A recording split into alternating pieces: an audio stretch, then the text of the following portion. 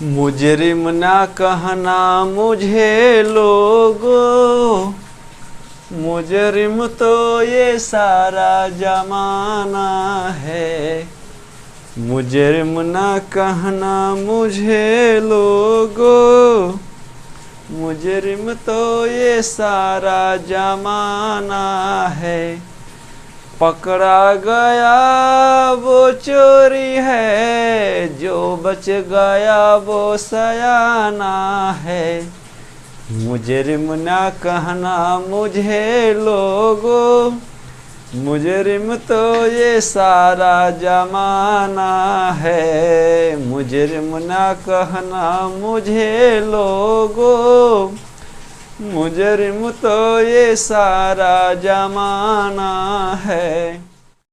Hello नमस्कार दोस्तों, आप सभी को स्वागत है आपके अपने चैनल इन क्लासेस में। दोस्तों मैं नीतीश कुमार। दोस्तों सब यहाँ पर आपको पता है दोस्तों कि हम यहाँ पे क्लास 10th के संस्कृत को लेकर आए हैं, series by series, her chapter wise लेकर आ रहे हैं। वो सभी सवाल जो हर चैप्टर से पूछता है हिंदी में सवाल, हम यहाँ पे पूरे संस्कृत शुरू किए हैं क्लास 10th का। हम पूरा संस्कृत पढ़ा लेंगे चैप्टर वाइज, तब जा कर के हम आपको और विषय पढ़ाएंगे। ये आज का वीडियो पार्ट 3 होगा और हम इस वीडियो में लेकर आए हैं क्लास 10th का संस्कृत का अध्याय 3 आलस कथा, यानी आलसियों की कथा। वो आलस कथा से सवाल जो अक्सर बोर्ड में पूछते हैं और वो जो आपके लिए इम्पोर्टेंट होता है, जिसका सवाल आपको हिंदी में देना होता है दोस्तों। तो वही बात है, हम सवाल पढ़ेंगे। यदि आपको आंसर है याद है तो अपना कॉपी खोलिए और उसको लिखिए, फिर जो हम बोलते हैं उसे मिलाइए कि मैच करता है कि नहीं करता है, तब जा कर के पता चलेगा कि आप में कितना दम है, आप एग्जाम में दोस्तों कितना तैयार होते हैं। आइए सब टाइम वेस्ट नहीं करते हैं, सबसे पहले बता देते हैं पाठ का परिचय। आलस कथा पाठ जो है पुरुष परीक्षा नामक ग्रंथ से लिया गया है, जिसके लेखक विद्यापति जी हैं। विद्यापति मैथिली के लोकप्रिय कवि और लेखक हैं, है ना, जो अनेक सारे ग्रंथों को रचना किए हैं। और ये आलस कथा उन्हीं के द्वारा लिखे गए पुरुष परीक्षा नामक ग्रंथ से लिया गया है। पुरुष परीक्षा ग्रंथ में, है ना, पुरुष के माने मानव के गुण और अवगुणों का वर्णन है। आइए अब हम सवाल शुरू करते हैं। क्या था कि मैथिली में मिथिला में वृषण नाम का एक मंत्री रहता था, ठीक है। वो मंत्री स्वभाव से दानवीर था और ममतामयी था, जो निर्धन लोगों को, गरीब लोगों को, आलसियों लोगों को मुफ्त में खाना, वस्त्र और आवास भी देता था रहने के लिए। इसका लाभ देख करके जो झूठ मूठ के भी जो गरीब लोग थे, निर्धन लोग थे, वो भी आलसी भवन में आकर के, है ना, आलसियों के जैसा व्यवहार करने लगे और मंत्री के द्वारा दिए गए दानों का सुख सुविधा वो प्राप्त करने लगे। इसी प्रकार से दिन प्रतिदिन लोगों की आबादी बढ़ती गई। तब जा कर के उस मंत्री को, वृषण नाम के मंत्री को, उन्हीं के महल के कोई ऐसे एक साधु महात्मा या कोई ऐसे स्वभाव वाले व्यक्ति ने उनको समझाया कि महाराज, ये तो दिन प्रतिदिन लोगों की संख्याएं बढ़ती जा रही है, क्या ये सच में गरीब हैं, निर्धन हैं, आलसी हैं? क्योंकि जो आप दान दे रहे हैं वो गरीबों को दे रहे हैं, आलसियों को दे रहे हैं, निर्धनों को दे रहे हैं। लेकिन कुछ ऐसे लोग हैं जो इसमें आलसी, गरीब, निर्धन का भेष धारण करके वो लाभ ले रहे हैं लोग महाराज। तो उनका जांच करने के लिए, है ना, कुछ किया जाए। तब जा कर के दोस्तों आलसियों की जांच करने के लिए, है ना, जहाँ पे लोग रहते थे आलसशाला में, यानी आलस भवन में, वहाँ पे आग लगा दिया गया। उसमें क्या हुआ, आग लगने के बाद जब जैसे जैसे आग बढ़ते गई, तो जैसे जैसे धूर्त लोग थे, जो झूठे लोग थे, वो बेस उससे भागते गए। आग और तेज हुआ, लोग और भागते गए, लेकिन उसमें से 4 आलसी सोए के सोए रह गए, ठीक है। वो आलसी खुद नहीं भाग पाए, क्योंकि उनको कहना था कि हमको कोई आग से बचाने भी आएगा। वो इतना आलसी था कि वो दूसरे के अधीन था कि कोई हमको बचाएगा आकर के, ठीक है। तो दोस्तों यही कथा है इस पाठ का। आइए हम यहाँ पे वो सभी सवाल लेकर आए हैं, है ना, जो सवाल अक्सर पूछता है। सवाल है, सवाल नंबर 1, आलसशाला में आग लगने पर क्या हुआ? जब आलसियों के घर में आग लगा दिया गया तो क्या हुआ? तो याद रखेंगे इसका आंसर, आलसशाला में आग लगने पर सभी धूर्त लोग भाग गए, उसमें से 4 आलसी सोए रह गए और वो नहीं भाग पाए, क्योंकि वो सोचा था क्या कि हमें कोई आग से बाहर कर देगा।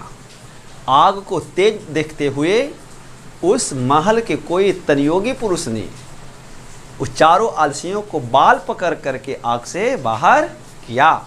ये आंसर है सवाल 1 का। ठीक है, चलिए सवाल 2 आते हैं। 4 आलसी आग से किस प्रकार बचना चाहते थे? सवाल 2 है कि जब आग लगाया गया तो 4 आलसी किस प्रकार से बचना चाहते थे। तो सवाल है 4 आलसी आग से किस प्रकार बचना चाहते थे। तो इसका आंसर होगा कि वो 4 आलसी दूसरे के अधीन थे, दूसरे के आशा में थे कि हमें कोई आग से बाहर कर देगा, क्योंकि वो सोचे थे क्या कि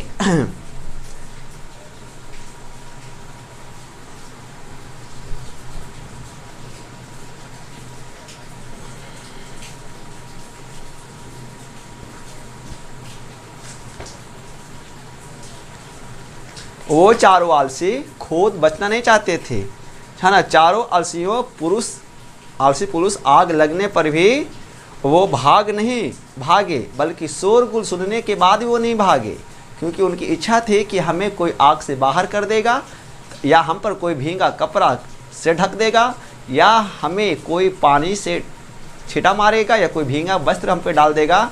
हम इस प्रकार से आग से बचना चाहते हैं, ये आलसियों का कहना था। फिर आग तेजी को देखते हुए कोई एक अच्छे पुरुष ने वो 4 आलसियों को क्या किया, आग से बाहर कर दिया। इस प्रकार से 4 आलसी आग से बचना चाहते थे।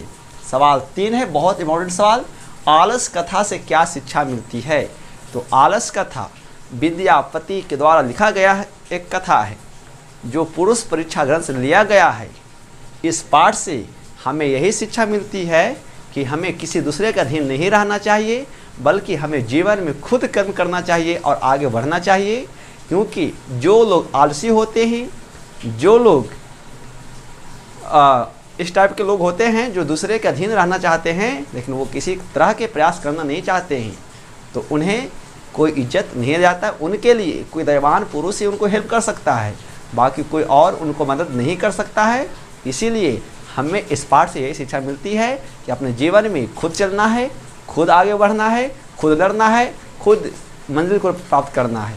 हमें आलसी नहीं करना है या दूसरे अधीन नहीं रहना है। इस पाठ का मूल उद्देश्य यही है।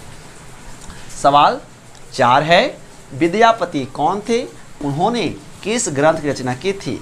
विद्यापति मैथिली के लोकप्रिय कवि और लेखक थे, जो पुरुष परीक्षा नामक ग्रंथ की रचना किए। उन्होंने मैथिली भाषा में, संस्कृत भाषा में अनेक प्रकार के कविताएं, रचनाएं, लेखक का काम किया और उन्होंने अनेक प्रकार के ग्रंथों को लिखा।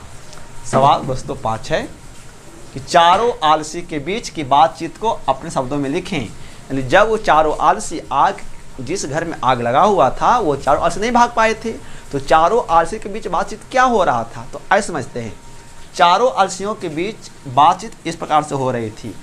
आग को देखते हुए प्रथम आलसी ने, पहला आलसी बोलता है, अरे यह कैसा शोरगुल है। तब दूसरा आलसी कहता है, शायद इस घर में आग लग गई है। तीसरा आलसी कहता है कि कोई ऐसा दयावान पुरुष नहीं है जो हम पर भींगे वस्त्र से ढक दे।